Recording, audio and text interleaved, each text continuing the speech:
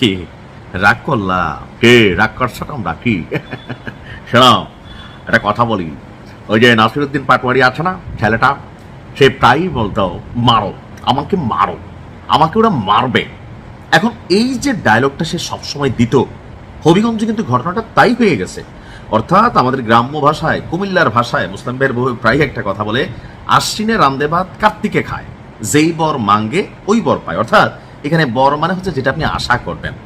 তো এনসিপির সাথে এই গত 2-3 দিনের যেই ইস্যুগুলোতে আমরা দেখছি ছাত্রদল বনাম এনসিপি যেভাবে জড়িয়ে গেছে, তো আজকে এই বিষয়টা নিয়ে সারা বাংলাদেশের নজর ছিল সিলেটের হবিগঞ্জে কি ঘটবে।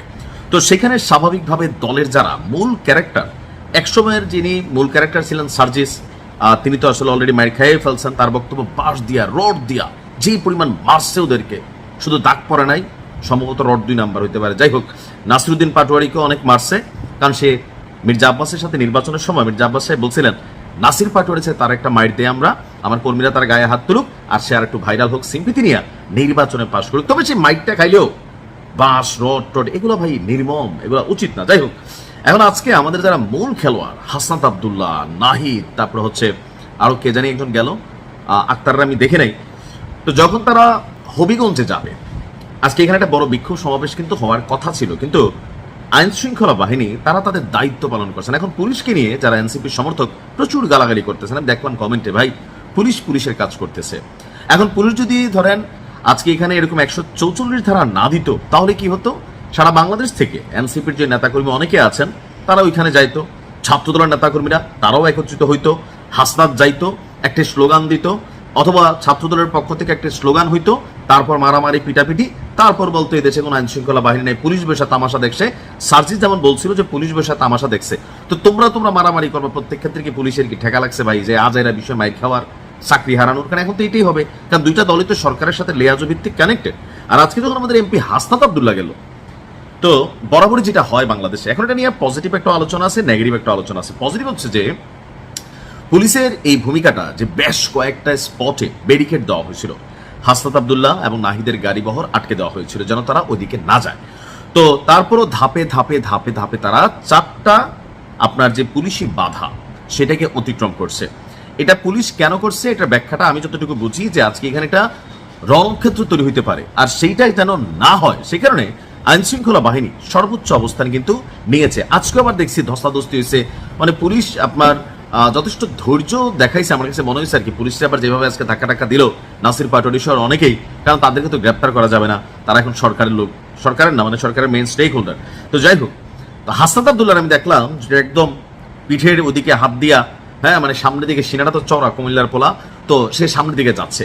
তো ফাইনালি হাসনাত আব্দুল্লাহর যাওয়াকে কেন্দ্র করে এখানে নাহিদ আমার কাছে কোনো ফ্যাক্ট ফিল হয় নাই, ফ্যাক্ট ফিল হয়েছে হাসনাত। যাই ওইখানে আবার একটা স্লোগান দিয়ে দিছে পুলিশের বিরুদ্ধে, অর্থাৎ পরিবেশটা একটা উত্তপ্ত অবস্থায় যেতে লাস্টে সম্ভবত 4 থেকে 5 জন নিয়ে মাঝখানে রাস্তায় বসে গেল, বৃষ্টির মধ্যে একটু ওদিকে বৃষ্টিও হইলো। তো পুলিশ একদম সতর্ক ছিল, গোয়েন্দা বাহিনী থেকে সবাই। ফাইনালি হবিগঞ্জে একটা থানাতে তারা সম্ভবত সেখানে গিয়ে মামলার, এই মুহূর্তে যখন আমি ভিডিওটি বানাচ্ছি তো মামলা নিয়ে হয়তো প্রসেসিং চলছে, অর্থাৎ যারা আপনার তাদের বিরুদ্ধে অবস্থান নিয়েছিল অথবা সার্জিস এবং নাসিরকে মারছে বা তাদের নেতাকর্মীদেরকে মারামারি করছে, তাদের বিরুদ্ধে একটা মামলা করার জন্যই হাসনাত আব্দুল্লাহ সেখানে গেছে। আর এর মাঝখানে টুকিটাকি আমরা দেখছি যে কিছু জটলা ছিল। এখন এই জটলাগুলোতে আসলে কে, এই ছাত্র দলের নাকি ধরেন অন্য কেউ, এটাও এখন একটু বোঝা কঠিন। তো সবকিছু মিলিয়ে এরকম পরিস্থিতিতে দেশের জন্য কখনোই কল্যাণ নিয়ে আসবে না। এখন সমস্যা হচ্ছে কি, যে আমরা যারা নেতা হই, নেতা হওয়ার আগ পর্যন্ত 5 আটি সাধারণ মানুষ থাকে, কিন্তু সাধারণ মানুষ যখন নেতা হইয়া যায় তখন যারা ভালো করে অনেক ভালো করে, কিন্তু যেগুলো আউলাই যায়, কথাবার্তার ব্যালেন্স নাই, জানে তাদেরকে কেউ গ্রেপ্তার করবে না, মন যা চায়, মানে দেশটার যিনি বর্তমান প্রধানমন্ত্রী আছেন তার নিয়েও গাইলে। এখন ডেমোক্রেসিও দেখা যাচ্ছে, খুব সুন্দর ডেমোক্রেসি, যে আমাদের প্রধানমন্ত্রীকে নিয়ে আপনার কটূক্তি করা হচ্ছে, তখন সেই ক্ষেত্রে আমরা দেখতে পাচ্ছি যে না, গণতন্ত্র আছে। তবে মাঝে মাঝে আবার প্রধানমন্ত্রী নিয়ে সাধারণ মানুষ কোনো কিছু লিখলে সেইখানে কিন্তু আমরা দেখছি গ্রেপ্তারের ঘটনাও ঘটছে। অর্থাৎ এই জায়গাটার মধ্যে আবার একটু ডিস্টারবেন্স আছে।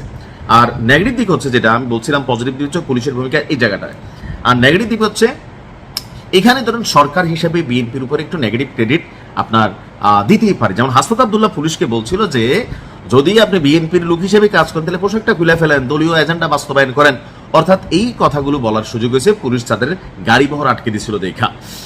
এছাড়াও পুলিশের বিরুদ্ধে আজকে আমরা অনেকদিন পর দেখলাম আরেকটা প্রকাশ্যে কি বলা হয় যে বাহ চমৎকার কি বাহ পুলিশ চমৎকার সন্ত্রাসীদের পাহারাদার, অর্থাৎ পুলিশকে নিয়ে আজকে আবারও আরেকটা মানে কি বলা হয় যে স্লোগান হাসনাত আব্দুল্লাহ কিন্তু তাৎক্ষণিকভাবে তৈরি করে ফেললো। তো এটা হচ্ছে কি যে ধরেন পুলিশই বাধা না দিলেও পারতো, তারা তাদের মতন ওইখানে যাইতো। কিন্তু আমার ধারণা এখানে যারা, আমরা তো ভাই ক্ষুদ্র মানুষ, যারা সিনিয়র আছেন বোঝেন, তো তারা নিশ্চয়ই এটা চিন্তা করছে এখানে কোনোভাবে কোনো রকম কেওস ক্রিয়েটের সুযোগ নাই। ইভেন যারা ছাত্রদলের মেইন কমিটি এই হবিগঞ্জের, তারা সম্ভবত হাসনাত সার্জিসের সাথে এবং কি নাহিদদের সাথে তারা কিন্তু সাক্ষাৎ করছে যে আসলে এই ঘটনার সাথে ছাত্রদল সম্পৃক্ত না। কিন্তু ফেসবুক কমেন্টে আওয়ামী লীগের তুলনায় আমার পোস্টে আমি অনেক চিনি ছাত্রদলের পোলাপাইন কিন্তু এই ঘটনায় খুশি হয়েছে।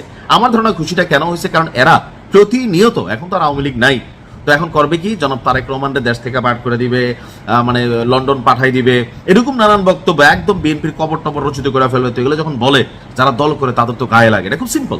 সেই কারণে তারাও কিন্তু খুশি। আমার কাছে এখন মনে হয়েছে নাহিদ সার্জিস এবং নাসির পাটোয়ারির মাইরের পর ফেসবুক কমেন্টগুলো, বিশ্বাস করেন আমার একটা ভিডিওতে প্রায় 20 লক্ষ মানুষ দেখছেন, এখানে 10,000 কমেন্টের মধ্যে কি আওয়ামী লীগ ভর করছে নাকি ছাত্রদল ভর করছে নাকি অন্য কারা ভর করছে আমি বুঝলাম না। যে এত কমেন্ট, মনে হয় যে জাতি পুরা খুশি হয়ে গেছে। ফেসবুক জাতি, অরিজিনাল জাতি না, দেখেন সবাই কিন্তু ফেসবুক দেখে না, এই ফেসবুক দিয়ে আপনার কোনো কাজ হবে না। হ্যাঁ, কিন্তু ফেসবুক যারা চালায় সেখানে আমি দেখলাম যে এটার পক্ষে একটা শক্তিশালী কমেন্টমূলক অবস্থান। এখন কি আওয়ামী লীগও বটবাহিনী তৈরি করছে কিনা যে কমেন্ট করার জন্য, আমার আসলে এটা আইডিয়া নাই। তবে আমি যাদেরকে চিনি ব্যক্তি জীবনে অনেকের সাথে কানেক্টেড আছি, তো দেখা মনে হয়েছে যে অনেকেই খুশি হয়েছেন। আর এই খুশিটার আপনি যদি একটা ক্যালকুলেশন ধরেন, বাংলাদেশে বিএনপি এবং এই মুহূর্তে কার্যক্রম নিষিদ্ধ আওয়ামী লীগ, তো কার্যক্রম নিষিদ্ধ থাকলেও দুইটা দলের যদি আপনি ভোটারদের কাউন্ট করেন, অ্যাভারেজে 70